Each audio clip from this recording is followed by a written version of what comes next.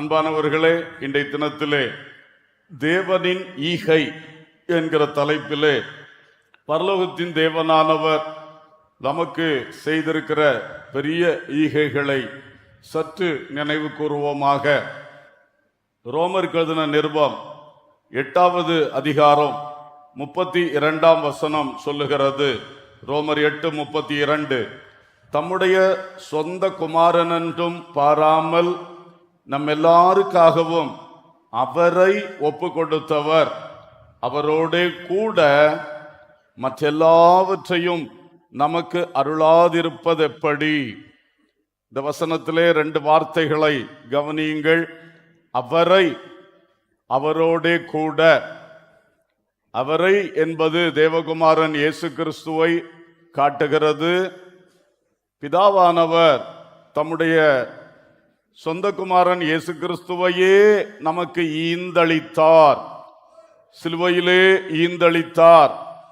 அதை செய்தவர் அவரோடு கூட, இயேசுவை சிலுவையில் தந்ததோடு கூட மற்றெல்லாவற்றையும் அருளுகின்றவர்.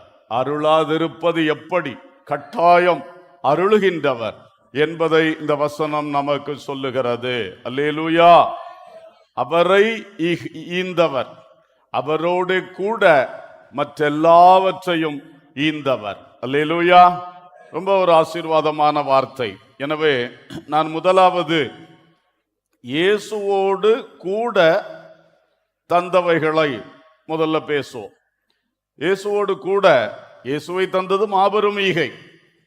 அதோடு கூட சேர்த்தே இயேசுவை நித்திய நன்மைக்காக ஈகையாக தந்தார். ஆனா இந்த உலகத்தில் வாழ்வதற்கும் வேண்டிய அனைத்தையும் அவரோடு கூட எல்லாவற்றையும் நமக்கு ஈந்தளித்திருக்கிறார். அல்லேலூயா, ஸ்தோத்திரம். அவர் ஈந்தளித்தவைகளை நாம் தியானிக்கும் பொழுது நாம் அதை பெற்று தேவனை மகிமைப்படுத்துவது ஒரு விஷயம். 2வது, நாமும் அவரை போல ஈகை குணத்தில் வளர வேண்டும், ஈகையின் செயல்களை செய்ய வேண்டும். அல்லேலூயா. இந்த 2 கண்ணோட்டத்திலே நாம் இதை பார்க்கலாம். ஸ்தோத்திரம். முதலாவதாக ஆண்டவர் இயேசு கிறிஸ்து சொன்ன ஒரு அழகான உவமையிலே ஒரு ராஜா செம்மறியாடுகளையும் வெள்ளாடுகளையும் 2ஆக பிரித்து நிறுத்துவதையும், அந்த செம்மறியாட்டு கூட்டத்தை வலது பக்கத்தில் நிறுத்தி அவர்களை பார்த்து அவர் சொல்லுகிறது, அந்த மத்தேயு சுவிசேஷம் 25வது அதிகாரம் 35 இருக்கிறது. பசியாயிருந்தேன், எனக்கு போஜனம் கொடுத்தீர்கள். தாகமாயிருந்தேன், என் தாகத்தை தீர்த்தீர்கள். அந்நியனாயிருந்தேன், என்னை சேர்த்து கொண்டீர்கள். வஸ்திரம் இல்லாதிருந்தேன், எனக்கு வஸ்திரம் கொடுத்தீர்கள். வியாதியாயிருந்தேன், என்னை விசாரிக்க வந்தீர்கள். காவலில் இருந்தேன், என்னை பார்க்க வந்தீர்கள் என்பார். அப்பொழுது வலது பக்கத்தில் நிற்கிறவங்க சொல்லுவாங்க, நீங்க எப்போ இப்படியெல்லாம் இருந்தீங்க? நாங்க உங்களை இப்போ இப்படியெல்லாம் பார்க்க வந்தோம். அப்போ அவர் சொல்லுவாரு, இந்த சிறியரில் ஒருவனுக்கு நீங்கள் எதை செய்தீர்களோ அதை எனக்கே செய்தீர்கள். அல்லேலூயா, ஸ்தோத்திரம். பிதாவானவர் ஆண்டவர் இயேசு கிறிஸ்து மூலம் இப்பொழுது சொல்லியிருக்கிற 6 காரியங்களையுமே நமக்கு நிறைவாக மனுக்குலத்துக்கு செய்து கொண்டே இருக்கிறார். அல்லேலூயா. இயேசு கிறிஸ்துவோடு கூட இது எல்லாவற்றையும் அள்ளி வழங்கி கொண்டு இருக்கிறார். இப்ப நாமும் அதை சிறியருக்கு, தேவைப்படுகிறவர்களுக்கு செய்ய வேண்டும் என்று கர்த்தர் விரும்புகிறார். அவருடைய நாமத்தில் செய்யணும், அவருக்காக என்கிற எண்ணத்தில் செய்யணும். சிறியருக்கு எதை செய்தாலும் அதை எனக்கே செய்தீர்கள் என்று சொன்னார். அல்லேலூயா. முதலாவது, பசித்தோரை போஷி. நான் பசியாயிருந்தேன், நீங்கள் எனக்கு போஜனம் தந்தீர்கள் என்று சொன்னார். அவங்க ரொம்ப ஆச்சரியப்பட்டாங்க. உங்களுக்கு எது பசி? நாங்க உங்களுக்கு எப்படி சாப்பாடு தர்றது தந்தோம்? அவர் சொன்னார், இந்த ஏழைகளுக்கு, ஆகாரம் இல்லாதவர்களுக்கு நீங்க கொடுத்ததுதான்ப்பா எனக்கு கொடுத்தது என்று சொன்னார். மத்தேயு 15:32 நாம் பார்க்கும் பொழுது, பின்பு இயேசு தம்முடைய சீஷர்களை அழைத்து, ஜனங்களுக்காக பரிதபிக்கிறேன் பரிதபிக்கிறேன். இவர்கள் என்னிடத்தில் 3 நாள் தங்கியிருந்து சாப்பிட ஒன்றுமில்லாதிருக்கிறார்கள். இவர்களை பட்டினியாய் அனுப்பிவிட எனக்கு மனதில்லை, வழியில் சோர்ந்து போவார்களே என்றார். அல்லேலூயா. இதுதான் இயேசு கிறிஸ்துவின் உள்ளம், அவரை அனுப்பின பிதாவுடைய உள்ளம். இந்த ஜனங்களுக்காக பரிதபிக்கிறேன். இந்த விஷயத்திலே எதற்காக பரிதபித்தார்?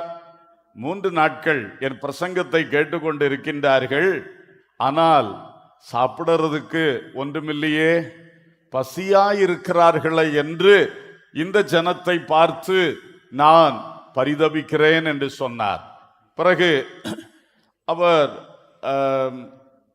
அங்கே கிடைத்த 7 அப்பங்களையும் சில சிறு மீன்களையும் வைத்து எல்லாருக்கும் போஷித்தார். அன்றைக்கு 4000க்கு மேற்பட்ட புருஷர்கள் மாத்திரம் சாப்பிடக்கூடிய அளவுக்கு, அதுக்கு பிறகு பெண்கள் பிள்ளைகள் எல்லாம் சாப்பிடக்கூடிய அளவுக்கு அவர் போஷித்தார். அல்லேலூயா. இதே போல இன்னொரு முறை 5 அப்பங்களையும் 2 மீன்களையும் கொண்டு 5000க்கும் மேற்பட்ட புருஷர்கள் மற்றும் திரளான ஸ்திரீகள் பிள்ளைகள் சாப்பிடுகிறதற்கு இயேசு கிறிஸ்து போஷித்தார். அல்லேலூயா. இப்படி அவர் போஷித்த அந்த நன்மைகளை நாம் நினைக்கிறோம். பழைய ஏற்பாடு முதலே தேவன் இதை செய்து வருகின்றார். இஸ்ரவேல் ஜனங்களுக்கு 40 வருடங்கள் வனாந்திரத்திலே தேவதூதர்களின் அப்பம் என்று பைபிள் சொல்லுகிற வானத்து மன்னாவை அனுப்பி கொடுத்து அவர்களை பசியின்றி 40 ஆண்டுகள் வனாந்திரத்திலே வழி நடத்தினார். அல்லேலூயா. பசியை குறித்து அறிந்திருக்கிற தேவன், பசியாய் இருக்கிறவர்களுக்காக பரிதபிக்கிற தேவன், பசித்தோரை போஷிக்கிற தேவன் நம்முடைய தேவன். அல்லேலூயா. கூப்பிடுகிற காக்கை குஞ்சுக்கும் ஆகாரம் கொடுப்பார், எல்லாருக்கும் ஆகாரம் கொடுப்பார். பறவைகளை குறித்து மிருகங்களை குறித்தும் அவர் பரிதபிக்கிறார். மனுஷன் அவருடைய சிருஷ்டிப்பின் மகுடம், அவர் சாயலில் படைக்கப்பட்டவன், அவரோடு வாழப்போகிறவன். இந்த மனுஷனுடைய பசியையும் அவர் மிகவும் மதிக்கிறார், பசியை புரிந்து கொள்ளுகிறார். பசித்தோராகிய ஒவ்வொருவரையும் இன்றைக்கும் போஷித்துக் கொண்டே இருக்கிறார். அல்லேலூயா. அவருடைய தீர்க்கதரிசிகளில் வல்லமையான ஒரு தீர்க்கதரிசி எலியா தீர்க்கதரிசி. அந்த மனுஷனை பஞ்ச காலத்திலே அப்பமும் இறைச்சியும் காகங்கள் மூலம் கொடுத்து அவனுடைய பசி ஆற்றினார். சாரிபாத் விதவை வீட்டில் கொண்டு சென்று அவனுடைய பசியை போக்கினார். அவன் ஒரு முறை மிக தளர்ந்து பசியோடு வாடி வதங்கின பொழுது நேரடியாக தேவ தூதனை அனுப்பி தூதன் கையிலேயே 2 முறை ஆகாரம் கொடுத்து அவனுடைய பசியை ஆற்றினார். அல்லேலூயா. முழு இஸ்ரவேல் ஜனங்களையும் போஷிக்க அவருக்கு தெரியும், ஒரு எலியாவை தேடி தேடி போஷிக்கவோ அவருக்கு தெரியும். அல்லேலூயா.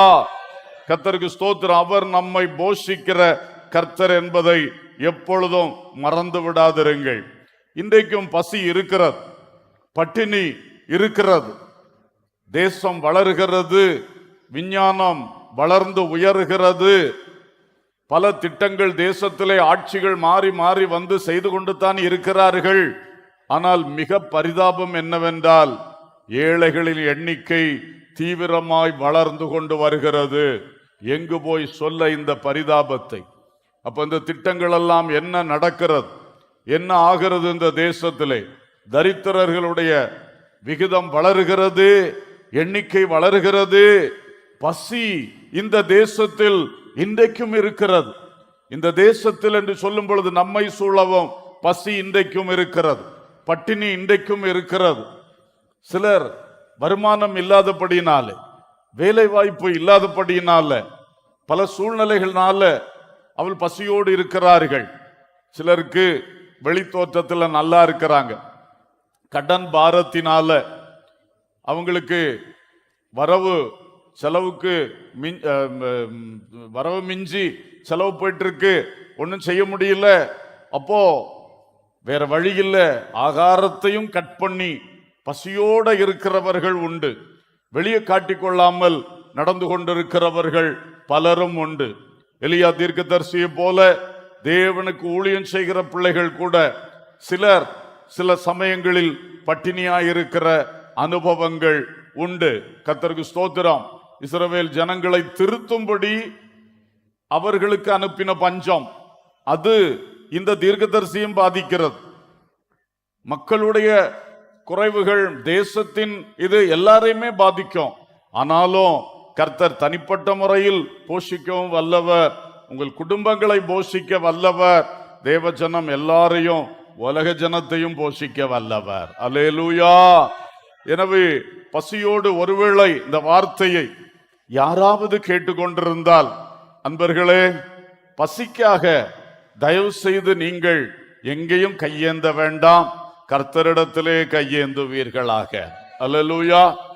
காகத்தை கொண்டும் விதவை கொண்டும் தேவதூதனை நேரடியாய் அனுப்பியும் போஷித்தவர் உங்களுக்கு அதை செய்ய மாட்டாரோ? அல்லேலூயா. ஸ்தோத்திரம். கண்டிப்பாக தெய்வ மக்கள் எவ்வளவோ விண்ணப்பங்களை கேட்கிறோம், அதெல்லாம் நமக்கு தருகிறார். ஒருவேளை ஆகாரம் தாங்கப்பான்னு கேட்டா தராம இருப்பாரா? கண்டிப்பா தருவார், கண்டிப்பாக தருவார். இயேசுவையே நமக்கு தந்து மாபெரும் மீட்பின் வழியை நமக்கு தந்தவர் அவரோடே கூட மற்றெல்லாவற்றையும் அருளாதிருப்பது எப்படி? ஒரு ஆகாரத்தை அருளாதிருப்பது எப்படி? எப்படி? ஹல்லேலூயா. கவலைப்படாதிருங்கள், கவலைப்படாதிருங்கள். ஆகாயத்து பட்சிகளை கவனித்து பாருங்கள். அவைகள் நம்மை போல விதைக்கிறதும் இல்லை, அறுக்கிறதும் இல்லை, களஞ்சியங்களில் சேர்த்து வைக்கிறதும் இல்லை. ஆனாலும் அவைகளையும் உங்கள் பரமபிதா பிழைப்பூட்டி கொண்டே இருக்கிறார். அல்லேலூயா. ஆகவே உங்களை போஷிக்க மாட்டாரோ? தேவ மக்களே, நாம கர்த்தரை எப்பொழுது விசுவாசித்து இந்த விஷயத்திலே கர்த்தரிடத்திலிருந்து பெற்றுக்கொள்ளுகிறவர்களாய் இருப்போம். அடுத்தது, ஏழைகளை போஷிக்கிறதில் நமக்கு ஒரு பங்கை வைத்திருக்கிறார். நான் பசியாயிருக்கிறேன் என்று சொல்லுகிறார். இன்றைக்கு கர்த்தர் எப்படி பசியாயிருக்கிறார்? இந்த தேசத்தில் ஒரு கூட்டம் ஜனங்கள் பசியாயிருக்கும் பொழுது கர்த்தர் சொல்லுகிறார், நான் பசியாயிருக்கிறேன். அல்லேலூயா. இந்த ஏழைகளை அவர் ரெப்ரசன்ட் பண்ணுகிறார். இந்த ஏழைகளுக்கு அவர் நிற்கிறார். என் பிள்ளைகள் என்னால் உண்டாக்கப்பட்டவர்கள், அவர்கள் பசியா இருக்கும் பொழுது அந்த பசி எனக்குள் இருக்கிறது, அந்த வேதனையின் தாக்கம் எனக்குள் இருக்கிறது. இந்தியாவில் மட்டுமல்ல, எந்த தேசத்தில் வாழுகிற மனிதனானாலும் அவன் தேவனால் உண்டாக்கப்பட்டவன். அந்த ஏழை, அந்த தரித்திரன், அந்த ஆகாரம் இல்லாதவன் பசியா இருக்கும் பொழுது கர்த்தர் பசியா இருக்கிறார். ஆகவே யார் கர்த்தருடைய கரத்திலிருந்து ஆகாரத்தை பெற்றுக் கொண்டிருக்கிறீர்களோ நீங்கள் இல்லாதவர்களுக்கு பகிர்ந்து கொடுங்கள். அல்லேலூயா. பசி ஆறினவர்கள், பசியாயிருக்கிறவர்களுக்கு உதவி செய்யுங்கள். பசித்தோரை நீங்கள் போஷியுங்கள். அது கர்த்தருடைய பசி ஆற்றுவதற்கு சமானம். ஆகையினால இன்றைக்கு ஒரு விசை கூட நாம் இதிலே உணர்த்தப்படுகின்றோம். நம்முடைய சபையிலும் சில ஆண்டுகளுக்கு முன்பு பசித்தோரை போஷி என்கிற ஒரு திட்டத்தை ஆரம்பித்தோம். இன்று வரைக்கும் கிருபையினால அது அழகாக செயல்பட்டு வருகிறது. சுமார் 25 சாப்பாடு பொட்டலங்கள் டெய்லி மத்தியானம் இந்த சபையிலிருந்து கொண்டு சென்று பல ஜங்ஷன்ஸ்ல நிற்கக்கூடிய மக்களுக்கு கொடுத்து வந்து கொண்டிருக்கிறார்கள் சகோதரர்கள்.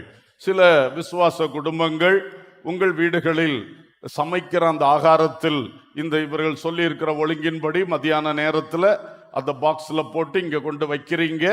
அதை சகோதரர்கள் குறித்த நேரத்தில் எடுத்து சென்று அதை விநியோகித்து வருகின்றார்கள். சிலர் அப்படி நம் பக்கத்தில் இல்லை, சாப்பாடு செய்து கொண்டு வந்து சபையில் வைக்க முடியல, ஆனால் ஒரு சாப்பாட்டுக்குள்ள காசை தர்றேன், ஏன் சார்பில் வாங்கி கொடுங்கன்னு சொல்லி அப்படியும் சிலர் காசுகளை மாதா மாதம் தந்து கொண்டு இருக்கிறீர்கள். அதை ஒரு ஹோட்டல்ல ரெடி பண்ணி வைத்து அவங்க அந்த பார்சல்ஸை கரெக்டா டெய்லி தருகிறார்கள். அதையும் சேர்த்து நீங்கள் இங்கே கொண்டு வைக்கிற பொட்டலங்களையும் சேர்த்து சகோதரர்கள் கொண்டு சென்று விநியோகித்து வருகிறார்கள். இத்தனை வருடமாக ஒரு சாப்பாடு பொட்டலம் கூட திரும்ப வந்ததே இல்லை. அல்லேலூயா. ஒரு எளிய ஒரு காரியத்தை நாம சபையாக சேர்ந்து செய்கிறோம். கொஞ்சம் பசித்தோர் போஷிக்கப்படட்டும் என்று சொல்லி அதில் பல சாட்சிகளை நாம் கேட்டிருக்கிறோம். அதுலேயும் 2 நாள் சாப்பிடாம இருந்த ஐயாண்டு கும்பிட்டு வாங்கினவர்களுடைய அந்த சம்பவங்களை நம்முடைய சகோதரர்கள் சொல்லி கேட்டிருக்கிறோம்.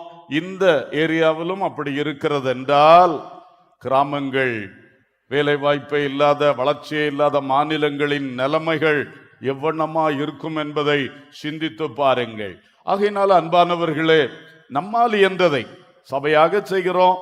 அது மட்டும் இல்ல, தனிப்பட்ட முறையில் ஒரு பசியோட ஒருத்தர் இருக்கிறான்னு பார்த்தா உடனே ஆகாரத்தை கொடுக்கிற ஒரு பழக்கம் நமக்கு இருக்கணும். சில பிள்ளைகள் நம்முடைய பிள்ளைகளோடு படிக்கிறாங்க. எல்லாரும் லஞ்ச் டைம்ல டிஃபன் பாக்ஸ் எடுத்துட்டு போகும்போது அந்த பிள்ளை ஓடுவாங்க கிரவுண்டுக்கு. என்ன ஓடுறாங்கன்னு பார்த்தா, எல்லாரும் சாப்பிட்ற கூட்டத்தில் இருக்க முடியாது, கையில டிஃபன் பாக்ஸ் கிடையாது, வீட்டில இருந்து சாப்பாடு கிடைக்காது. அப்போ கேவலப்பட வேண்டாம் என்று சொல்லி அப்படி ஓடிட்டு வரக்கூடிய பிள்ளைகள் கூட உண்டு, இப்பொழுதும் இருக்கலாம். அப்போ நமக்கு தெரிய வந்தா கண்டிப்பா சில இடத்துல ஆசிரியர்கிட்ட ஒரு பெர்மிஷன் வாங்க வேண்டி இருக்கும். நம்ம இஷ்டத்துக்கு ஏதாவது கொடுத்து விட்டு அப்படி வர முடியாது. நீங்க யார் தர்றான்னு சொல்லண்டா, என் பிள்ளை கொண்டு வந்து நான் 2 டிஃபன் பாக்ஸ் கொடுத்து விடுறேன், நீங்கள் பிள்ளை கொண்டு வந்து உங்களுக்கு தந்துருவான் காலையில் நீங்கள் அந்த பிள்ளை கொடுத்துருங்க, எவ்வளோ பெரிய நன்மையாக இருக்கும். ஹல்லேலூயா. நம்முடைய பிள்ளைகள்லாம் பசியாறி மத்தியான வகுப்பில் இருக்கும் பொழுது அந்த ஒரு பிள்ளை தண்ணியை குடிச்சு அடைச்சிக்கிட்டு அந்த வகுப்பில் இருப்பது எவ்வளவு வேதனைக்குரிய காரியம். ஆகையினால இது போல நான் ஒரு எக்ஸாம்பிளை சொல்றேன். எத்தனையோ பயங்கரங்கள் இருக்கிறது. உங்க கூட வேலை பார்க்குற ஒரு ஆள் சம்பளம் உங்களை மாதிரி வாங்குறாரு, ஆனா அவர் மாசந்தோறும் கடைசியில் வீட்டுக்கு கொண்டு போறது சம்பள கவர் மட்டும்தான், உள்ள விஷயம் இருக்காது. ஏன்னா அவ்வளவும் பிடித்தங்கள், கடன், லோனு, அது இது எல்லாம் முடிஞ்சு போச்சு. அப்போ அவர் எப்படி சாப்பாடு கொண்டு வர முடியும்? அவர் ஆஃபீஸ் டைம்ல அங்கே போய் சாப்பிட்டு வரேன், இங்கே போய் சாப்பிட்டு வரேன்னு ஏமாத்திட்டு அவர் மதிப்பு கருதி அப்படி ஒரு சுத்திட்டு வரார். உங்களுக்கு தெரிய வந்துச்சுன்னா அவனும் சம்பளம் தானே வாங்குறான், அப்படி நீங்க நினைக்காம கொஞ்சம் ஆகார விஷயத்துல என்ன நம்ம நியாயம் பார்க்க வேண்டி இருக்கு. அவன் தப்புக்கு நம்ம தண்டனை கொடுக்கிற மாதிரி நம்ம பேசக்கூடாது இல்லையா? மனசாட்சிக்கு மனதுருகி இயன்றதை செய்வோம். உங்களுக்கு எப்படி இருக்குதோ, எப்படிப்பட்ட ஆட்களை கர்த்தர் உங்க கண்ணில் காட்டினா நீங்க ஏதாவது செய்வதற்கு முயற்சி பண்ணுங்க. ஆனா விவேகமா செய்யுங்க. சிலது நன்மை செய்ய போய் தொந்தரவுகள் ஏற்படுகிறது. இந்த காலம் அப்படிப்பட்ட காலம். அதனால தான் நான் சொன்னேன், டீச்சர்கிட்ட பெர்மிஷன் வாங்கி செய்யுங்கன்னு சொன்னேன். பார்த்தீங்களா? இதை மாதிரி சில விஷயங்கள்ல கொஞ்சம் கவனமா இருக்கணும். எதிர்ப்பாளருக்கு உதவி செய்யும் பொழுதும் ரொம்ப விவேகமாக, ஆளு ஊரு பேரு யாரு செய்கிறான்னு தெரியாம செஞ்சிட்டா ரொம்ப நன்மையா இருக்கும். அல்லேலூயா. சபையிலும் அப்படித்தான். பாஸ்டருக்கு தெரியாது, பலருக்கு தெரியாது, ஆனா உங்க கண்ணில் ஒருத்தரை காட்டினாருன்னு சொன்னா நீங்க உதவி செய்யலாம், நேரடியா செய்யலாம், அல்லது சில விஷயத்துல ஊழியக்கார்ட்ட கொண்டு கொடுத்து இதை யார் தர்றானே நீங்க இது பண்ணாண்டாம் கொடுங்க அப்படின்னு செய்யலாம். என்னுடைய தாயாரை குறித்து பாஸ்டர் தாமஸ் அவர்கள் மரணத்தில் சொன்ன ஒரு சாட்சி, எங்க அம்மா அடிக்கடி சாரி வாங்கி கொடுத்து பாஸ்டர் கையில கொடுத்து ஏதாவது ஏழைகளுக்கு கொடுங்க, நான் கொடுத்தேன்னு சொல்லக்கூடாதுன்னு சொல்லி கொடுப்பார்களாம். எங்களுக்கே தெரியாது. அவங்க மரிச்சு அடக்க ஆராதனையில் அவர் அந்த சாட்சி சொல்லும் பொழுதுதான் தெரியும். இந்த மாதிரி நம்முடைய பெயர், நம்முடைய இது தெரியாம செய்வது ஒன்று விளம்பரம் இல்லை. வலது கை செய்வது இடது கைக்கு தெரியாது, கர்த்தருடைய வசனத்தின்படி நமக்கு விளம்பரம் இல்லை. ரெண்டாவது, வேறையும் சில இது வரும், பல சூழ்நிலை இருக்கு. அதெல்லாம் தவிர்க்கிறதற்கு இது மிக ஞானமான காரியம். அல்லேலூயா. அதனால கண்டிப்பா தேவ மக்களே இயன்றதை செய்யுங்கள். இதை செய்யும் பொழுது ஒன்றை கூட நான் சேர்த்து சொல்லி ஆகணும். சபையிலே உதவி செய்யணும், கடன் கொடுக்க கூடாது. யாருக்கும் ஒருத்தருக்கு ஒருத்தர் கடன் கொடுக்காதீங்க. ஏன்னா கடன் எப்பவுமே உறவை முறிக்குது, அது வேண்டாம். அது பிறகு அந்த ஆத்மாவுக்கும் கேடு, உங்களுக்கும் கேடு, சபைக்கும் பெரிய கஷ்டம். அதனால இயன்ற உதவியை செய்யுங்க. ஆகாரமோ வஸ்திரமோ பணமோ இயன்ற உதவியை செய்யுங்க. அது ஒன் டைம் ஹெல்ப், அவ்வளவுதான். அது மற்றபடி அவர் திரும்ப தருவாருன்னு சொல்லிக்கிட்டு ஒன்றை கொடுத்துட்டு நாளைக்கு அது நிச்சயம் 2 பேருமே எதிர்பார்க்க மாட்டோம் பிரச்சனை வரும்னு, ஆனா வந்துடும். அப்படித்தானே வருது. அதனால நம்ம புத்தியாக நம்முடைய உறவுகள் முக்கியம், நம்முடைய சபை முக்கியம். எல்லாவற்றிலும் அதுல கவனமாக நாம இருக்க வேண்டும். அல்லேலூயா. ஆகவே பசித்தோரை நாம் போஷிக்க வேண்டும். அது மட்டுமல்ல, நமக்கு ஆவிக்குரிய ஆகாரமாகிய வசனத்தையும் மத்தேயு 4:4 மனுஷன் அப்பத்தினாலே மாத்திரம் அல்ல, கர்த்தருடைய வாயிலிருந்து புறப்படுகிற ஒவ்வொரு வார்த்தையினாலும் பிழைப்பான். ஹல்லேலூயா. அதையும் பரமபிதா ஆண்டவர் இயேசு கிறிஸ்துவாகிய வார்த்தை மூலம் நமக்கு நிறைவாக தந்து கொண்டே இருக்கிறார். அல்லேலூயா. அது ஆவிக்குரிய அல்லது ஆத்மீக பசி போக்கும் நல்ல அழியாத போஜனம், அதையும் தருகிறார். அதையும் மற்றவர்களுக்கு கொடுக்க நாம் கடனாளிகளாய் இருக்கிறோம். அல்லேலூயா. அதான் சுவிசேஷத்தை அறிவிக்கிறது, சத்தியத்தை அறிந்த உபதேசங்களை மற்றவங்களுக்கு சொல்லி கொடுக்கிறது. வசனத்தை நம்ம சாப்பிடுறோம், பலனடைகிறோம், நித்திய ஜீவ பயணத்துக்கு நல்ல ஸ்ட்ரெங்க் கிடைக்கிறது. அல்லேலூயா. சாத்தானை ஜெயிப்பதற்கு பலன் கிடைக்கிறது.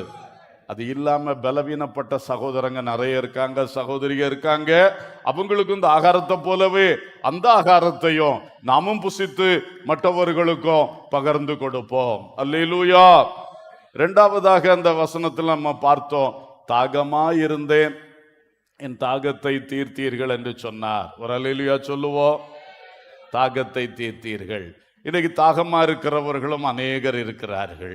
ஏசாயா 55 1 ஓ தாகமா இருக்கிறவர்களே, நீங்கள் எல்லாரும் தண்ணீர்கள் அண்டைக்கு வாருங்கள். அல்லேலூயா. நீங்கள் தண்ணீர்களை மட்டுமல்ல, நீங்கள் பணமும் இன்றி விலையும் இன்றி திராட்சரசமும் பாலும் கொள்ளுங்கள். அல்லேலூயா. கர்த்தருடைய வசனங்களை பாருங்களேன். அவர் பெரிய ஆவிக்குரிய மேன்மைகளை நமக்கு தருகிறவர், சொல்லுகிறவர். கூடவே அடிப்படை விஷயங்களை பற்றியும், பசியை பற்றி, தாகத்தை பற்றி கவனமா இருக்கிறார். இந்த பெரிய தேவன் தாகமுள்ளவர்களுக்காகவும் அவர் பாரப்படுகிறார். அல்லேலூயா. ஆகாரும் அவள் மகன் இஸ்மவேலும் வனாந்திரத்திலே துருத்தியில் இருந்த தண்ணீர் செலவழிந்து போன பின்பு நாவரண்டு சாக இருந்த நேரத்திலே கர்த்தர் அவளுக்கு வெளிப்பட்டு அவள் கண்களை திறந்து ஒரு தண்ணீர் துறவையே அவளுக்கு காண்பித்தார். அல்லேலூயா. அவளுக்கு ஒரு துருத்தியில் இருந்த தண்ணி தான் செலவாச்சு, ஆனா கர்த்தர் அவளுக்கு கொடுத்தது ஒரு கிணறு, ஒரு துறவு, ஒரு ஊற்று. ஹல்லேலூயா.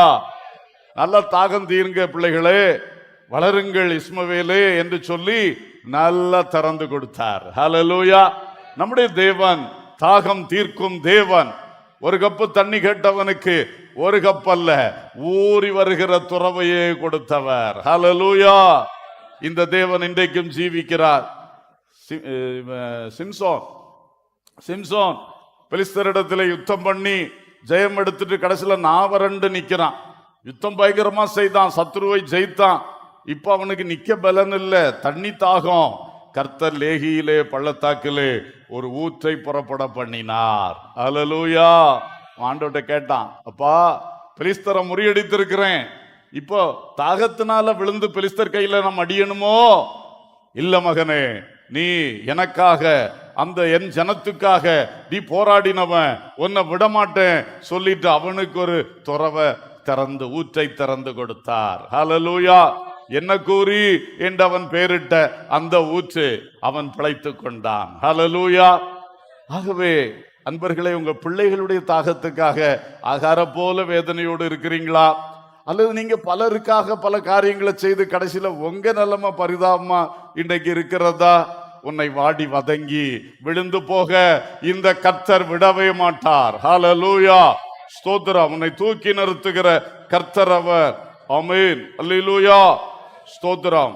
அது மட்டுமல்ல, நாமும் கூட இந்த நாட்களிலே இதுலயும் கவனம் செலுத்துவோம். நம்முடைய இங்க இருக்கிற இந்த தர்ம சகாய குழுவும் அதுல இணைந்திருக்கிற வாலண்டியர்ஸும் உற்சாகம் உள்ளவர்களும் சேர்ந்து வருஷத்துக்கு ஒரு முறை ஒரு டிஸ்கஷன் மீட்டிங் இங்க நடத்துவோம்.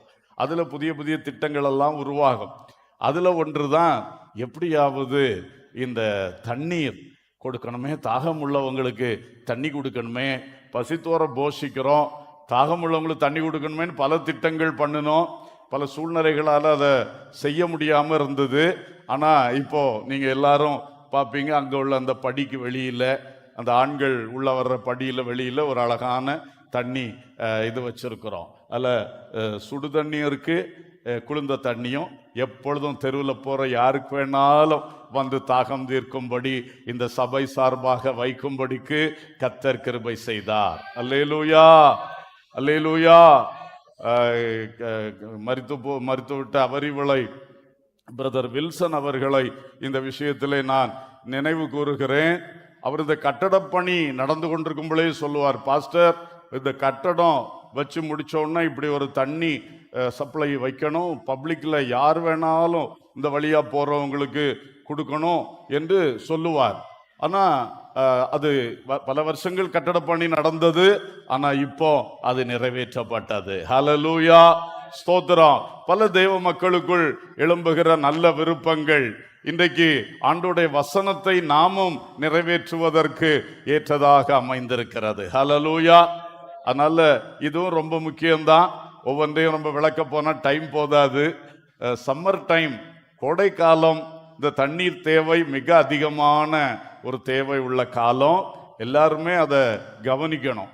ஒரு நாள் ஒரு அறிவிப்பு போட்டிருந்தாரு, ஒரு கோடை காலத்தில் இந்த குருவிகள் பறவைகளுக்கு கூட உங்கள் மொட்டை மாடியில் கொஞ்சம் தண்ணியை வச்சு வைங்க, பாவம் அது குடிச்சிட்டு போட்டுன்னு சொல்லி. அப்படியெல்லாம் உள்ளங்கள் இருக்கிறது பாருங்களேன். கர்த்தருக்கு ஸ்தோத்திரம். அப்போ கண்டிப்பாக தாகம் தீர்க்கிற ஒரு காரியத்தையும் நாம் செய்யணும். ஆவிக்குரிய தாகத்தையும் கர்த்தர் தீர்க்கிறவர். சமாரியா ஸ்திரீனிடத்திலே அவள்கிட்ட போய் தாகத்துக்குத்தான் இவர் கேட்டார். அவ பெரிய நியாயமெல்லாம் பேசினா, எம்மா உனக்கிட்ட வந்து தாகத்துக்குத்தான் கேட்கிறவர் இன்னார்னு உனக்கு தெரியல, நீ என்னிடத்தில் இதே வார்த்தையை கேட்டிருந்தேன்னா நான் உனக்கு நித்திய ஜீவகாலமாய் ஊறுகிற ஊற்றையே தந்திருப்பேன்னு சொன்னார். ஹல்லேலூயா. அந்த ஜீவ தண்ணீர் அது பரிசுத்த ஆவியை குறிக்கிறது. அந்த ஜீவ ஊற்று நமக்குள் தங்கி இருக்கிற பரிசுத்த ஆவியை குறிக்கிறது. யோவான் 7ஆம் அதிகாரத்தில் இயேசு சொன்னார், என்னை விசுவாசிக்கிறவனுடைய உள்ளத்தில் இருந்து ஜீவ தண்ணீர் உள்ள நதிகள் புறப்பட்டு பாயும். அவர் தம்மை அடைய போறவர்கள், தம்மை விசுவாசிக்கிறவர்கள் அடைய போகிற ஆவியை குறித்து அப்படி சொன்னார்னு அந்த வசனம் சொல்லுது. அப்ப பரிசுத்த ஆவியானவரை கொண்டுதான் கர்த்தர் நம்முடைய ஆத்மீக தாகம் தீர்க்கிறார். ஜீவ தண்ணீராக அவரை ஊற்றி தருகிறார். உள்ளே வந்த உடனே அவர் சும்மா ஒரு கப்பு தண்ணியாக இருக்க மாட்டார், ஒரு ஊற்றாகவே மாறிவிடுவார். ஹல்லேலூயா. அப்புறம் நமக்குள்ளே தங்கி இருக்கிற அந்த பரிசுத்த ஆவியானவர் நமக்குள்ளிருந்து புறப்பட்டு நதிகளாக புறப்படுவார். ஹல்லேலூயா. என்ன அழகு பாருங்க. நம்முடைய ஆவிக்குரிய தாகம் தீர்த்து நம்மிடத்திலிருந்து அவர் ஜீவநதியா புறப்பட்டு ஆவிக்குரிய தாகத்தினால வாடிக்கொண்டிருக்கிற அத்தனை பேருக்கும் நம்ம மூலம் தாகம் தீர்ப்பார். ஹல்லேலூயா. அவருடைய பிரின்சிபிள் ரொம்ப அழகா இருக்கு. மகனே மகளே, உன்னை திருப்தியாக்கி உன்னை நிரம்பி வழிய செய்து அநேகருக்கு திருப்தியாக்கிற பாத்திரமாக உன்னை மாற்றுவேன். அல்லேலூயா. ஆகையினாலே எழுத்தின்படி உள்ள தாகமும் சரி, ஆவிக்குரிய தாகம். இன்னைக்கு அநேகர் அன்புன்னா என்னன்னு தெரியல, கிடைக்கல, சந்தோஷம் கிடைக்கல, சமாதானம் இல்லை, நிம்மதி இல்லை. தாகம், அதுக்குள்ள தாகம் இருக்கு. என் வாழ்க்கையில நிம்மதி கிடைக்காதா? அந்த தாகத்தை தீர்க்கிறது யார்? ஏன்னா பாவம் உள்ள கிடக்கு, எப்படி நிம்மதி வரும்? பிசாசுடைய அதிகாரம் மேல இருக்கு, எப்படி நிம்மதி வரும்? அதுக்கெல்லாம் தான் இயேசுவின் ரட்சிப்புக்குள்ள அவங்கள நடத்தி அவங்களுக்கு இந்த பரிசுத்த ஆவியினால தாகம் தீர்க்கப்படுகிற அனுபவத்துக்குள்ள கொண்டு வந்துட்டோம்னா அதுக்கு பிறகு அவங்களுக்குள்ளே அந்த ஜீவ ஊற்று இருக்கும். ஹல்லேலூயா. நித்திய ஜீவகாலமாய் ஊறுகிற ஊற்று, அது நதிகளாய் புறப்பட்டு அவர்கள் மூலம் அநேகருக்கு ஆசீர்வாதம். ஹல்லேலூயா. எனவே கண்டிப்பாக இந்த அனுபவங்கள் எல்லாருக்கும் உண்டாவதாக. இங்க கூட இத்தனை காலமா சர்ச்சுக்கு வந்துட்டு பரிசுத்த ஆவியை பெறாம யார் இருக்கிறீங்க? ஐயா, நீங்க முதல்ல தாகம் தீர்க்கப்படணும். இந்த உபவாச ஜெப நாட்கள்ல டெய்லி அதுக்காக ஆண்டவர்கிட்ட நல்லா கேளுங்க. ஆண்டவரே உம்முடைய ஆவியினால என்ன நிரப்புங்க நிரப்புங்கன்னு கேளுங்க. கர்த்தர் உங்க தாகத்தை தீர்ப்பார், உங்க மூலம் அநேகருடைய தாகத்தை தீர்ப்பார். அல்லேலூயா. ஜீவ தண்ணீரே, ஆவியானவரே, வற்றாத நதியாக மாறும் போதகரே. ஜீவ தண்ணீரே, ஆவியானவரே, ஆவியானவரே, கைகளை தட்டி பாடுவோம். வற்றாத நதியாக வாரும் போதகரே, வாருமையா போதகரே, வாருமையா போதகரே, வற்றாத ஜீவ நதியாக, வற்றாத ஜீவ நதியாக, ஜீவ தண்ணீரே ஆவியானவரே, வற்றாத நதியாக வாரும் போதகரே, ஜீவ தண்ணீரே ஆவியானவரே, வற்றாத நதியாக வாரும் போதகரே. ஆமென், அல்லேலூயா. மூன்றாவதாக, அந்நியனா இருந்தேன், என்னை விசாரிக்க வந்தீர், என்னை சேர்த்து கொண்டீர்கள் என்று ஆண்டவர் இயேசு அன்றைக்கு சொன்னார். அல்லேலூயா. அந்நியர்களை சேர்த்து கொள்ளுகிற நம்முடைய தேவன், பசித்தோரை போஷிக்கிறவர், தாகம் தீர்க்கிறவர், அந்நியர்களை உபசரிக்கிறவர், சேர்த்து கொள்ளுகிறவர். ராகாப் இஸ்ரவேலுக்கு அந்நிய ஸ்திரீ. அவள் தேவனை விசுவாசித்த பொழுது அன்னைக்கு அவளை இஸ்ரவேல் சபைக்குள்ளே சேர்த்து அவளை இயேசு கிறிஸ்துவின் வம்ச வரலாறுல இடம் பெறுவதற்கு கிருபை பாராட்டினார். அல்லேலூயா. ரூத் மோவாபிய ஸ்திரீ, அதுவும் கர்த்தரால் சபிக்கப்பட்ட அம்மோனியனும் மோவாபியனும், 10ஆம் தலைமுறை மட்டும் என் சபைக்குள்ள வரக்கூடாதுன்னு சொன்னார். அந்த ரூத் தன் மாமி நகோமியை விடாமல் பற்றி கொண்டு இஸ்ரவேலுக்குள் வந்த பொழுது கர்த்தர் அவளையும் அணைத்து ஏற்றுக்கொண்டு சேர்த்து கொண்டு அவளை போவாஸ் என்கிற பெரிய ஒரு ஜமீன்தாருக்கு, ஒரு பெரிய ஒரு ஐஸ்வர்யவானுக்கு மனைவியாக்கி அவளையும் இயேசுவின் முற்பாட்டியாக மாற்றினார். அல்லேலூயா. அப்போ தேவனுடைய உள்ளத்தில் அந்த ஈகை எப்பொழுது நிறைந்திருக்கிறது. அதை கிறிஸ்து மூலம் புதிய ஏற்பாட்டில் பூர்ணமா வெளிப்படுத்தினார். ஆனா அப்பிருந்தே ஆதி முதலே அது எப்பொழுதும் இருந்து கொண்டே தான் இருக்கிறது. எபேசியர் 3:3 கிறிஸ்து இயேசுவின் மூலம் புறஜாதிகளும் யூதர்களும் ஒன்றாக சேர்க்கப்பட வேண்டும் என்கிற ரகசியம் ஆதி முதலே பிதாவுக்குள் மறைந்திருந்தது. அதை கிறிஸ்துவின் சிலுவையின் மூலம் வெளிப்படுத்தி இப்பொழுது எங்கள் உள்ளங்களில் ஆவியினாலே வெளிப்படுத்தி தந்தார் என்று பவுல் கூறினார். அல்லேலூயா. புறஜாதிகளுக்கும் அவர்களையும் சபையில சேர்த்து கொள்ளணும் என்பது தேவ திட்டம். கொர்நேலியு வீட்டிலிருந்து ஒரு அழைப்பு வந்த பொழுது பேதுருவை அங்கே அனுப்பி அந்த புறஜாதியான் வீட்டிலே அன்றைக்கு 2ஆம் அதிகாரத்திலே எருசலேமின் மேல் வீட்டிலே எப்படி ஆவியானவர் இறங்கினாரோ அதே போல அந்த புறஜாதியான் கொர்நேலி வீட்டில் இறங்கி அவர் புறஜாதியாருக்கும் அவர்களையும் சேர்த்து கொண்டார். அல்லேலூயா. ஸ்தோத்திரம். அந்த கதரேனன் பிசாசு பிடித்தவன், அவனை இயேசு தேடி ஒரு ஆத்துமாவுக்காக கடல் கடந்த பயணம் செய்து அவனுடைய பிசாசை அவனிடந்து துரத்தி அந்த அந்நியனை தமக்கு சேர்த்து கொண்டார். அல்லேலூயா. அந்நியர்களை ஒதுக்கி வைக்காதவர், யாரையும் பிரித்து பார்க்காதவர். இவன் அந்த ஜாதி இவன் இந்த ஜாதி என்று கர்த்தர் பிரித்து பார்க்க மாட்டார். எல்லா மனுஷனையும் உண்டாக்கினவர் அவர்தான். அல்லேலூயா. நாமும் அதுபோலத்தான் இருக்க வேண்டும். இவன் அந்த இனம் எந்த இனம்னு பிரிக்க மாட்டார். அந்த பாஷை இந்த பாஷைன்னு பிரிக்க மாட்டார். அந்த தேசம் இந்த தேசம்னு கர்த்தர் பிரிக்க மாட்டார். அதெல்லாம் மனுஷன் உண்டாக்கி வச்சிருக்கிற எல்லைகள் தான்.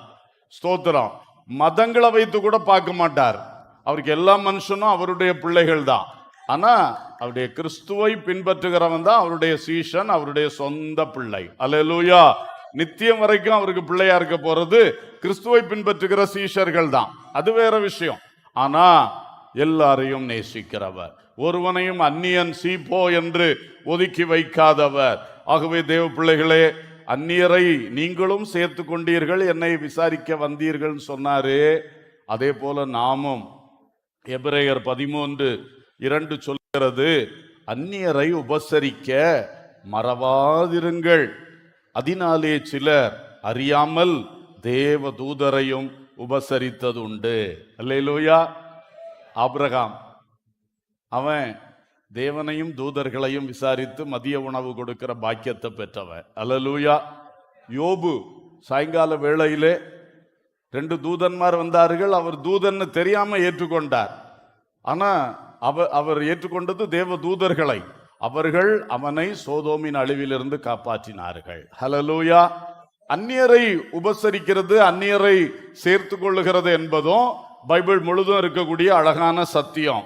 இன்றைக்கு நாம் வாழும் இந்த நிலையில் நமக்கு அந்நியர்கள் யார்?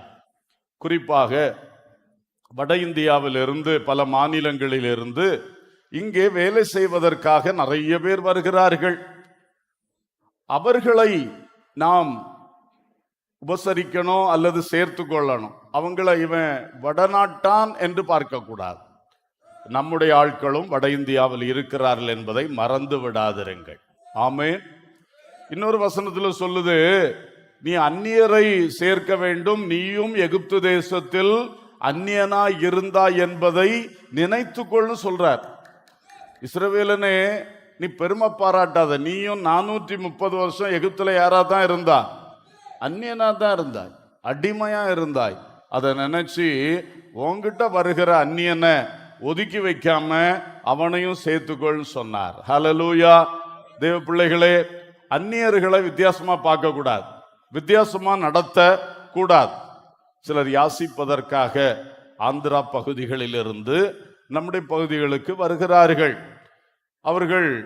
அவர்களையும் நம்ம அப்படி ஒரு மாதிரி ஒதுக்கி வைக்க கூடாது. அந்நியர்கள் என்று சொல்லி அவன் வேற மாநிலத்துக்காரன், வேற மாவட்டத்துக்காரன், டிரான்ஸ்பர் நிமித்தம் சில வருவார்கள், பணி இடமாற்றம் நிமித்தம் வருவார்கள், இந்த பகுதியில் குடியேறுவது நல்லது என்று வருவார்கள். அப்போ அடுத்த மாவட்டத்திலிருந்து, அடுத்த கிராமத்திலிருந்து பலர் வருவார்கள். உடனே நம்மெல்லாம் இவ்வளவு நாளும் சொந்தக்காரனும் சொக்காரணமா இருக்கிறோம், இதுக்கிடையில் அவன் வந்துட்டானா, அந்த மாதிரி எண்ணம் உலகத்தானுக்கு வரும், தேவ பிள்ளைகளுக்கு வரவே கூடாது. அல்லேலூயா.